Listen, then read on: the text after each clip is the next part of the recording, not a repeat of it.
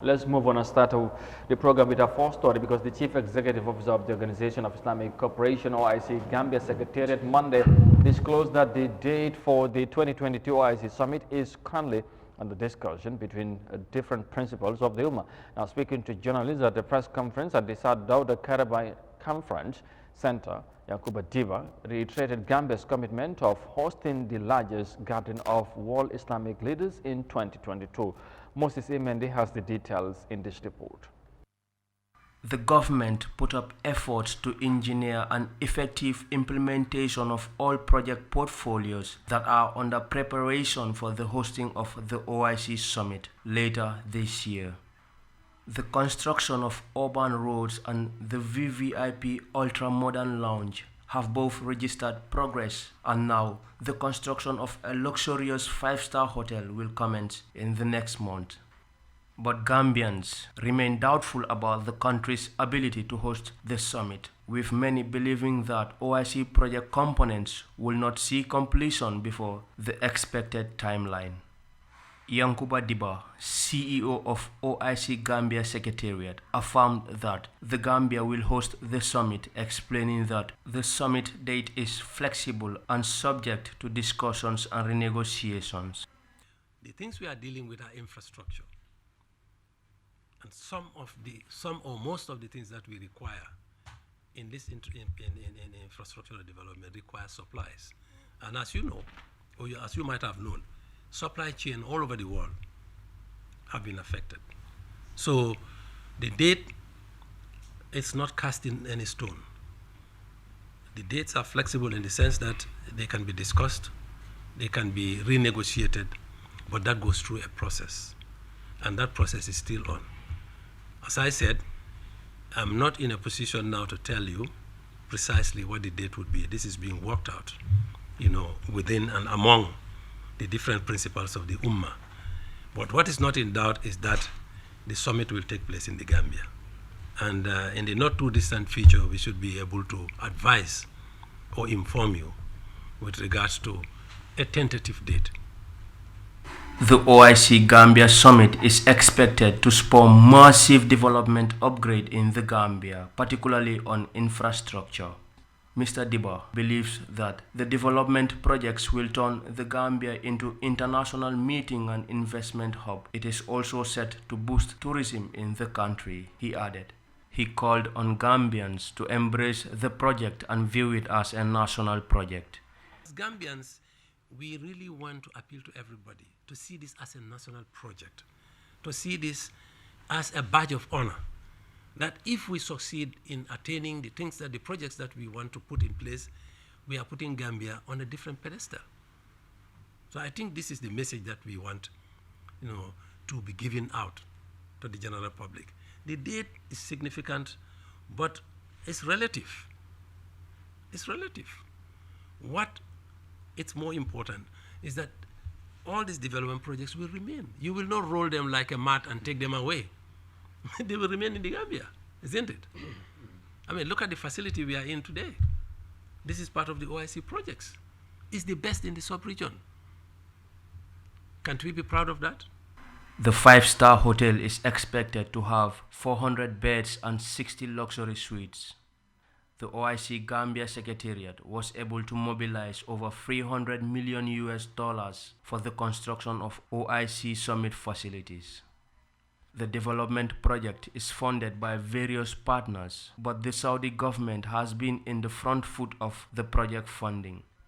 The Organization of Islamic Conference is the second largest intergovernmental organization after the United Nations, with a membership of 57 states, covering 4 continents. It is the collective voice of the Muslim world to ensure and safeguard their interests on economic, socio, and political areas. Moses Mendy, Eyeafrica News. All right, thank you Moses for that report. Yes, so ko defee ñu dellusiwaat ci li nga xamante ne moom mooy ci OIC bi coow li bari na kon ni ma ko waxee sànq liggéey baa ngi wéy nag ci yenn gox yi wala ci yenn sites yi but nag ci yeneen yi tamit parce que ñu bëri ñu ñoo laajte mooy hôtel si gaa fi ñu leen war a dalal because ñu ngi di wax ne 5-star hôtel war nañ ko bil waaye ki nga xamante ne moom leen dénkal liggéey bi moon ña nee na ñu am nañ yaakaar ne ren comme ñoom ñu ngi ko séentoo ne li nga xamante ne moom mooy summit bi dina am waaye fu mu nekk ñu ngi waxtaan tamit ak ñi nga xamante ne mooy stakeholders ñu bokk ak ñoom liggéey bi ndax xam nga ne lii Gambie moom moo koy daloo waaye nag lu ci nekk mooy am na ñu bëri ñi nga xamante ñu ngi cee dugal seen loxo bu yàggul secrétaire général bi nga xamante ne moom moo jiite OIC bi si boppam ñëwoon na ci réew mi daje ak njiiti réew mi pour seet nemmeeku liggéey bi fan la toll ak wàccaay bi tey bu fekkee ne ñaa ngi am ñaari xel est-ce que déggantaan Gambia pare na pour daloo li nga xamante ne mooy ndaje mi waaye ñi ko jiite ñoom ñu ngi gëmloo nit ñi léegi ak liggéey bi fu mu toll ndax lan lañ ci war a mën a jàpp déggantaan ci yëf yi toll. waaw Amadou liggéey bi moom mu ngi dem mu ngi muuf am na solo waaye ak lu war a tax nga war a dalal gan OIC yi xam nga ñooñu hôtel suñu ne nekk comme ni ñu ko waxee. ku fa nekk su la ne dina mun a pare dafay bu la xel yi mun nañ koo ñàkk a nangu. because right now si jamono nawet leen nekk te ni ñoo gën a demee des na ay 2 months yi nga xam ne ni ñii pour ñu def seen liggéey dafa jafe. because liggéey yoon àndut ak taw. so loolu mooy problème bi foog mu am delay bu si am tuuti tardement bu am. so xam naa ne wax nit ñi lu fa nekk daal moo gën waaye gars yi ñu ne bët moom du yéen waaye xam na lu bopp attan. am na ci lu nga xam ne su la nit ki ne dina pare sax mënul pare ban man loolu wala ak askan bi sax that's not the problème gis nga yoon bi moom comme que OIC bi moo tax muy am rek man lu mu gën a yàkkamti mu pare rek mën na yoon bi pare OIC bi su amul sax xam naa yoon bi gars yi duñ ñëw bu di ko yóbbu te yeneen at mu ngi fi yuñ ko mën a def anyway pour mu war fee am waru tax ñi profité defar loo xam ne baaxul because am yoon dafa jafe. waaye OIC bi ñàkk a am ci réew mi ñu ba dañ jàpp loolu lajj bu rëy la ci réew mi. non loolu lu yàgg naa nekk lajj am nga OIC bi moom parce que tey li mu summit bi war a indaale ci wàllum ay développement yee mu ngi am yoon yaa ngi OIC centre bi pare na mooy Sir Dawda Kairaba Jallow centre bi waaye hôtel si xañ na loolu dooraguñ ko waaye yooyu yëpp bu waroon a mat bi Gambia host event bu mel noonu beneen dayo la yóbbu ci réew mi ci àdduna si. xam nga bu dee lajj moom bu dee lajj loolu am na bu yàgga ñaata at la waroon a am conference centre bi rek moo pare ko pousse benn yoon ñu ne jafe-jafe am na nit mun naa understand loolu. one can understand waaye xam nga ne xool bi ñu ko defee si sax dama ragal ne balaa ñoo ñëw xool bi si boppam sax mu màggee ko xam nga ne ñu ngi koo use right now. waaw lu nekk mu ngi faa xapoon xam naa bis bu te yow foofu sax grand boobu si boppam sax moo parewul pour host OIC yow bunta front bi rek liggéey bu fa nekk sax xamuloo nag liggéey bu rëy moo fa nekk si front fu ngay duggee si OIC xam nga ne du noonu la fa naar yi nar a ñëw wala ñuy jógee si àddina bi ñëw nar faa duggee loolu kon dafa mel ni OIC bi daal cat la bu si topp réew mi depuis bu mu war a am amut si Jammeh la waroon amee moo foundation hall boobu noonu mu ñëw nguuram daanu président Barrow ak nguuram ñëw at bi muy am jafe-jafe mu jéegi corona bi ñëw 2019 yes léegi nii ñi ngay ñëw ñu ngi si kawam kii mu ngi promise ne dina pare but lu ëpp si askan bi fooguñ ne dina pare balaa loolu but anyway na yoon bi moom pare dina am njëriñ bu ko nga sende bi pare na dafa am njëriñ OIC amut but right now mu ngi dugal xaalis meeting yi am yëpp foofu lay am yoon bi tam su paree askan bi jëriñoo ko right now moom dina pare dina war a am si time back Gambien si nekkoon di xaar am nga li ñu xaar yoon bu pare dem ak dikk bi yomb su amee baax na su amut mooy loolu yes. ok maam tey ci mbiri fu ñu toll yoon yi of course moo ñaan nee na liggéey baa ngi dem waaye xam naa ne ci nawet bi lañ nekk fii ay weer léegi dafa mel boo moytu liggéey bi dana tagga dem be ci tolluwaay waaye tey lan lañ mën a jàpp ci li nga xamante ne mooy ci kilifa yi ñoom si li ñoo communiqué wax nit ñi ñoom am nañ yaakaar ne ren mun nañoo am ndaje bi ci réew mi ak donte li nga xamante ne lu bari tey liñ jàpp ne loolu lañ war a tegagum mu nekk ay hôtel ay yoon yu baax ay li nga xamante ne mooy sécurité gis ngeen VIP lunch bu airport bi fu mu nekk dante na liggéey bi boobu daanaka mat na waaye communication bi ñu ngi gëmloo citizen yi mun naa am waaye ñu bëri ñi nga xamante ne xam nañ fi yëf naka la yëf yi doxee boo waxee ak ñeneen dañ laa wax ne ñii dañuy wax rek waaye lii ren gisuñ li war a tax mu am ci réew mi ñàkk a clear communication boobu noonu ndax noo ko gisee daal. waaw foog naa tam nit ñi tam war nañoo def seen investigation. waaw nga hôtel yi ñu ngi koy samp man gis naa si ñaar after ko Ocean am na bu ñu fay sampa after OIC hall bi am na hôtel bu ñu faa sampa te yooyu yëpp. OIC bi moo ko sabab. waaye est-ce que yooyu pour gos am na ñuy wax ne tamit loolu nekkul pour OIC summit because naka tudda sax 5-star hotel lañ wax te yooyu fu ñu ko doon def sax am na fu ñu ko doon bëgg a def si benn buñ la si benn forest bu nekk fi juróon na coow ba léegi loolu liggéey boobu tamit mun ta continuer so yooyu dafa mel ni am na lu ci laxasu maam waaw yooyu ak li ci laxasu yëpp man gëm naa ne OIC bi interest réew mi la te Gambian bu nekk nangu na ne OIC bi bu amee bu amul comme li ñaaw wax li ci ëpp ñun ñoo ci ëppale njëriñ ndax benn mooy yoon yi nga xam ne commencé nañ ko su paree OIC bi day dem yoon yi des fi hôtel bi di same thing conference center bi di same thing te yooyu yëpp réew mi dañ ko rafle woon léegi nag bu ñu amee lu mel nii gëm naa ne autorité yi ñu ko dénk seen wareef la ñoom pour ñu def seen kéem tolluwaay kattan ba yëf yi mu mun a sotti ba leneen lu nga xam ne du yem rek ci ay infrastructure yi nga xam ne mooy hôtel yi ak yoon yi nit ñi gis ci seen bopp économically tey OIC bu ñu ko war a host fii économically li mun a jural tey exemple ñun media bi ñu nekk rek mun nañuy jural beneen koom-koom understand Gambian si nga xam ne ñu ngi ci biti ñiy def business ñi nekk ci tourism secteur bi industrie bi ñooñu ñëpp tey dina leen jural koom-koom bu nga xam ne diir bi lu mu gudd lu mu gàtt lu ne coppiteef dina ci am loolu moo tax nag liñ gëm rek mooy njort bu rafet lañ ci war a am ñun Gambian si tamit buñ ci amee xel ñaar sax nan ñaax suñu autorité si dale ko ci président Adama Barrow ak OIC commission bi yëpp ñu def all possibility secrétariat bi pour xool naka la ñuy defee ba yoon yi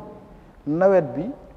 ci biir nawet bi lañ nekk di ko liggéey man démb sax jaar naa fa waaye maa ngi gis ne liggéey bi mu ngi dem onasaan nga waaye li ci des moo ëppagum fi ñu toll nii te li ñang wax la tamit buñ ko jël ne bëgg nañ OIC bi mu am ci 2022 bi tax ñi defaral ñi yoon bu nga xam ne waaw buñ ci doxee benn at ñaari at mu mel nii daanaka xambala mbalang lay doon gu nga xam ne daanaka garantie bi dina des. mais est-ce que tamit du timeline bu ñu leen jox parce que tamit dañ ne wax ne ren la yëf yi war a am su amul fi mun na am ñu jëlee ko because am na ñu nga xamante ñu ngi ko doon laam nawee nañ ko fi jëlee yóbbu ko Sénégal te loolu bu amee ñu bari jàpp ne loolu moom loosis la dafa nekk beneen défi ci nguur gi ba gars yi génneen si statement weddi loolu fu mu nekk liggéey baa ngi continuer waaye tey event bi ñàkk a am ci réew mi ak li nga wax nii tey liñ ci war a mën a xaar ci ay développement ci ay yokkute ci dayoo sax bi nga xamante ne loolu war naa yóbbu réew Gambie bu loolu mujjee amul te tamit communication bi ñuy wax nit ñi ne dana am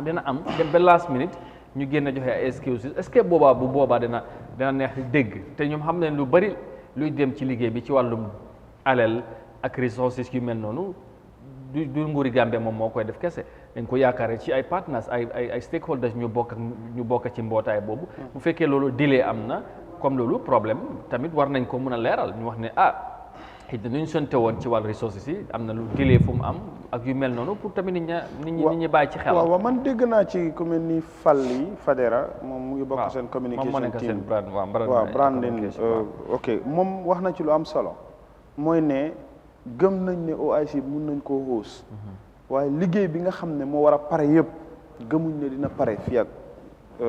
summit bi di am te loolu xel mun na ko nangu ci ne